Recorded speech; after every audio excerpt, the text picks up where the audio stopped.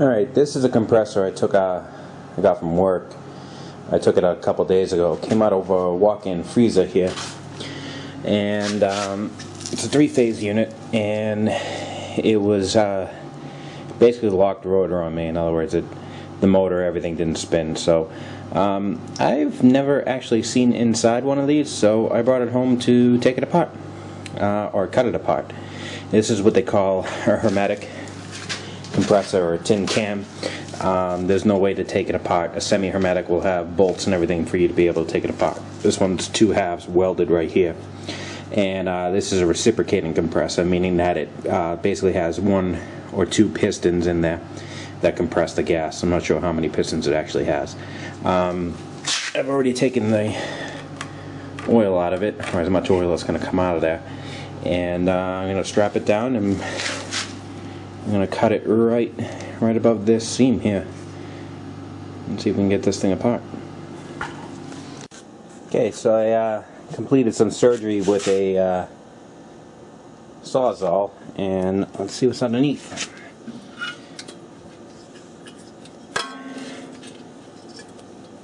Well, this looks like the electrical connector. Oh yeah, it just plugs it in. You notice that. Here's the connectors on the outside, and it just plugs into those 3 terminals here. That right there is a big spring. This whole inside is on springs. There's no physical connection of the suction line to the unit. Those are just kind of in there. So basically this whole shell is the low side of the system, and here's your port where it sucks the gas in. Looks like I might be able to pull this whole thing out. This line goes down, around, and comes back up here. So I wonder if I cut this whole thing should lift right out. Let me see if that'll work. So I'm going to try cutting this line right here, down here, and hopefully this whole thing will lift right up. I do love the fact that there's actual plastic in there, so hopefully I can get this into a better shot. Let's see if I can get it out. Okay, so I managed to get the guts out. And this is it. Pretty much I like the plastic though, that's cute. So you can see that's kind of heavy. Here's your motor. Here is the springs that was on. This is the discharge line that came out of the compressor that I had to cut. This here looks like it's the head. The valves and stuff are probably behind there. Let's see if we can flick this over. Not exactly sure what this thing's covered in oil and really slippery. Not really sure what this plastic looking piece is. It's definitely fed into the head. This is probably the suction line here. Yeah, it's gotta be. So in other words, it gets sucked in through, the gas gets sucked into here, I think, and pushed out there. I don't know, I'll have to take it apart and figure it out. And this hole right here leads into the windings, and there's the actual crank. It's pretty free.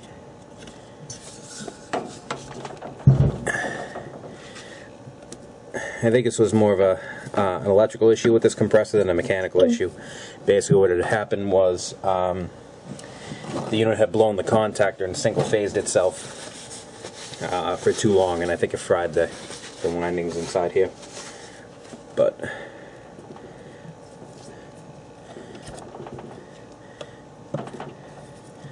let's see if I can turn that by hand. And there are 2 pistons, one here and one here. So let's start by flipping her around here. Actually, you know what, we'll start by taking, see if we can take this cap off and see how it sucks the gas in and gets it into these cylinders. So as you can see, everything's open down here in the crank, and down here is where the oil would sit.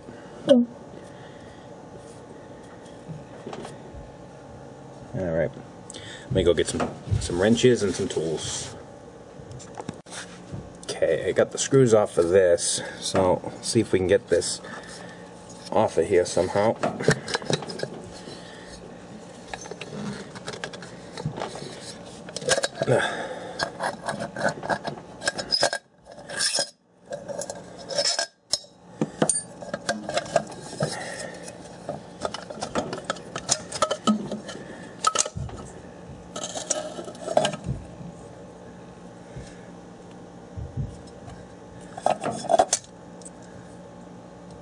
So that's just a shield. So you can see right here, this is actually burnt plastic from riding up against that motor. Right here's the top of the motor, right there. It spins freely. So it looks like the gas comes in through this hole and then gets sucked down through this contraption here, which I'm assuming is some sort of oil separator or muffler here, and then goes into this plastic tube here, which enters the top of the cylinder. So if I put my finger on here, I should feel a suction. Oh, one plastic tube came out.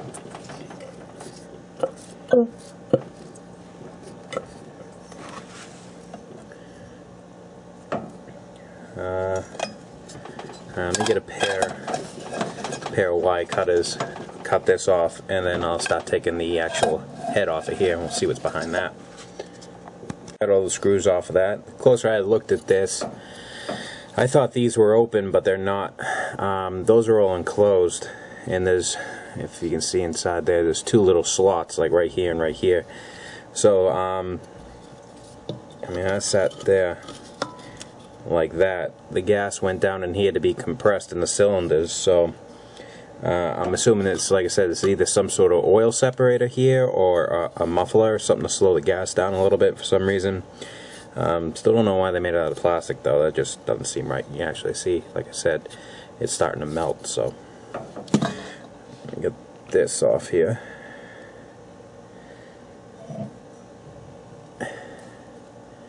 And there's our cylinders.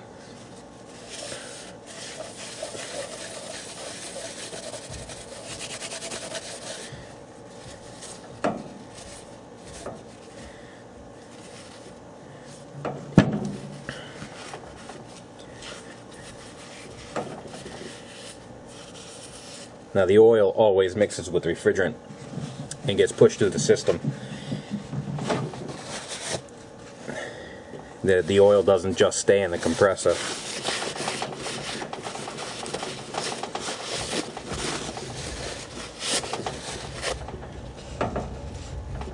So there's your compression right there. This guy going back and forth. And these right here, this is some sort of gasket material here. It's just paper, just like it would be in a car.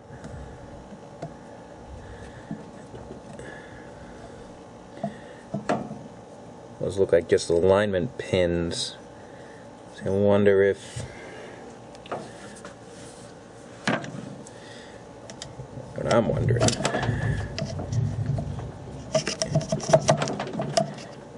is this probably, yeah, actually it does.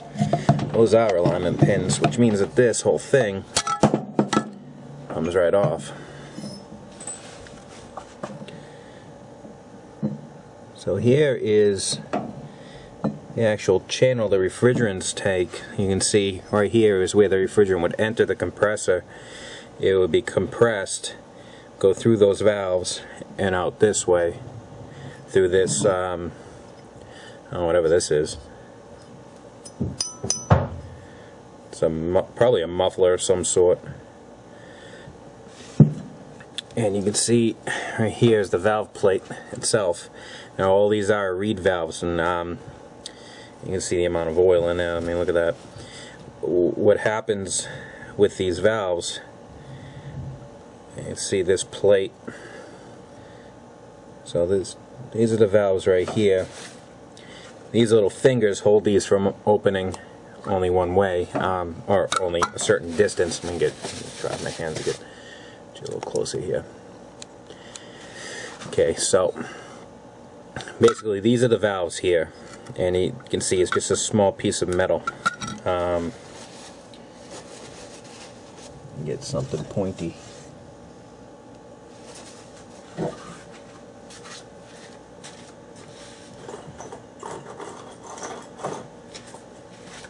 Okay, you can see this is just a small piece of metal, basically just a flapper valve. And here's the other side here that you can see move, and that's what keeps compression on this. And what will happen over time is these valves won't seal correctly. Either they'll just wear out, they'll bend to a certain point from overheating, or a piece of schmutz will get caught in there, and you'll get bad compression on your compressor, and you just won't move the refrigerant like you're supposed to. But you can see, I mean, that's just a little thin piece of metal. That's all it is. Same thing on the other side here. And it looks like these fingers here just hold those valves from opening to a certain point, probably when it, yeah, actually, so if that goes like that, when this compresses up, let me see, this is the discharge side, so the gas is going to be coming out of these here.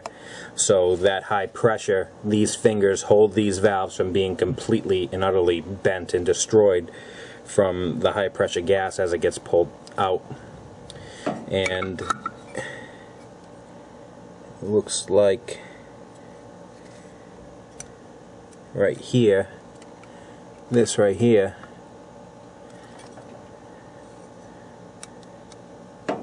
you can see it's on that side.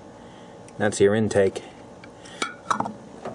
So as this pulls down, let's see if we can make them activate. I don't know if I'll have enough compression to do it. Probably not, but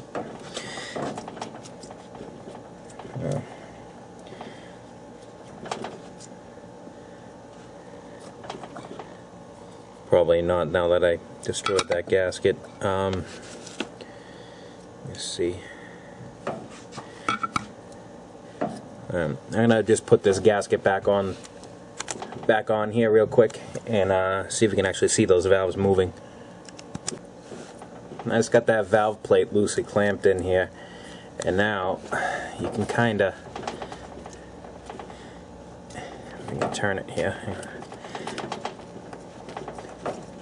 You can see those valves move a little bit. They don't move very much. See, like right there, that right there is a suction one opening, and then right here, that's the compression stroke. Right there, you can see this one lift a little bit.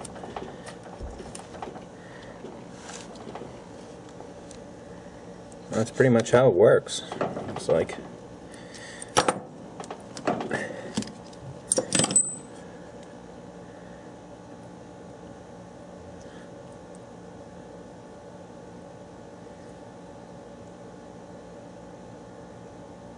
looks like they have these pistons also slotted out to hold this suction here closed, so when this piston is at the top of its compression stroke, the actual piston contacts the edge here and will hold this shut to a point. It is relieved, but that's a pretty thick valve, so it looks like it goes right into that slot. Let's see if we can get those pistons out, see if there's any kind of rings or how they seal this, whether it be like the rubber O-ring or actual metal rings like a car. So let me see if I can pull the rest of this out. Okay, finally got it out. I actually had to break it to get it out because this shaft, this crank here, I don't know how it's joined to the actual stator here, or rotor rather. So I just cut the end of the piston off, and it does have a ring on it. One ring, one single ring, and right there.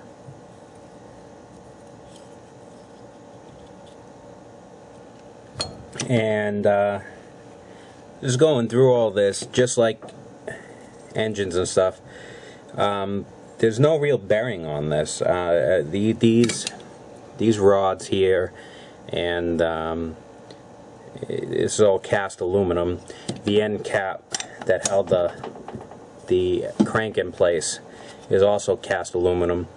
The crank itself, cast iron with machined bearing surfaces and oil holes. There's a little oil port there, and there's one here and one on the end, and you can see it's just cast aluminum right into there with an oil hole. So just like an engine, you know, if you were to lose oil in this for any reason, you can say bye-bye to compressor, which happens a lot because, like I said, the oil actually mixes with the refrigerant. So what happens is, if you have a leak, not only does it leak out the refrigerant, but it leaks out the oil too.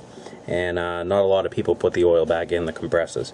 So that's kind of how she works. Pretty neat, like I said. And here is the actual stator, the windings itself. And it doesn't look like it was a winding issue. We were just stuck. We were locked rotor, and you could actually feel it when you turned. There was almost felt like a dead spot. In other words, you would turn the crank, and you would hit a spot where it would be stiff, and that necessarily wasn't on the compression stroke. And actually, when you put any pressure on the piston itself, even with my finger, and tried to turn it, you could feel it bind. And this thing has to pump out, you know, over 250 psi. So that's probably why I was locked rotor on this. There's just something up with these pistons. The inside of one of these bores was a little bit nicked, not just from me pulling out the piston, but there are actually, I can see score marks in here that are not from me.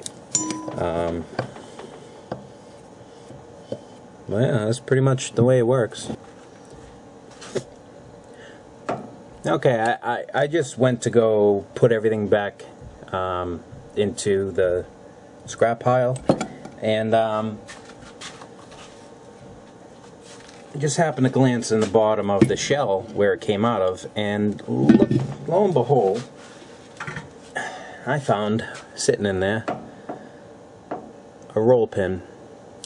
Now this roll pin, remember how I said that when I put pressure on the pistons, kind of feels a little funny? Well, that roll pin, this one still has it, holds in the pin into the piston. This one here is missing it. So this is the roll pin for that. Now, I highly doubt that this came out when I was cutting it open, just because of the fact that, and even though I did rattle it around, even if I was rattling it around, this should still stay in there. I mean, this should be wedged in there super tight. This should have never fallen off, even with me cutting it. So this, actually, this little pin here, could be the whole reason why this compressor died. Which would make sense, because if this pin, which that is a cylinder where I see the score marks, if this pin inside here were to shift out, it's going to ride along the side of the bore and screw all kinds of things up. Which actually, let me see if I can zoom you in. See it? Right there.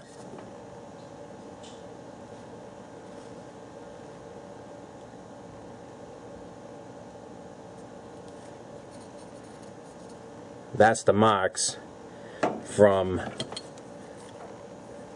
that cylinder pin slipping out and getting driven into the wall.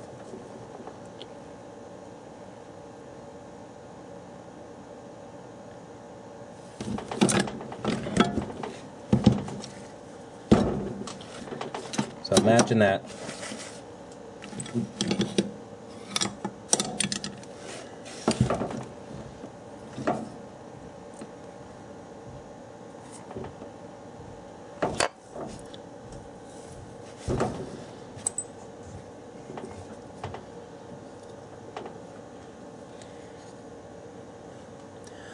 All that trouble, all that money over an improperly installed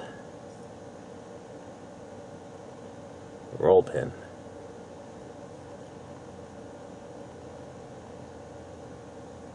$5-cent piece, ruined. $900 compressor.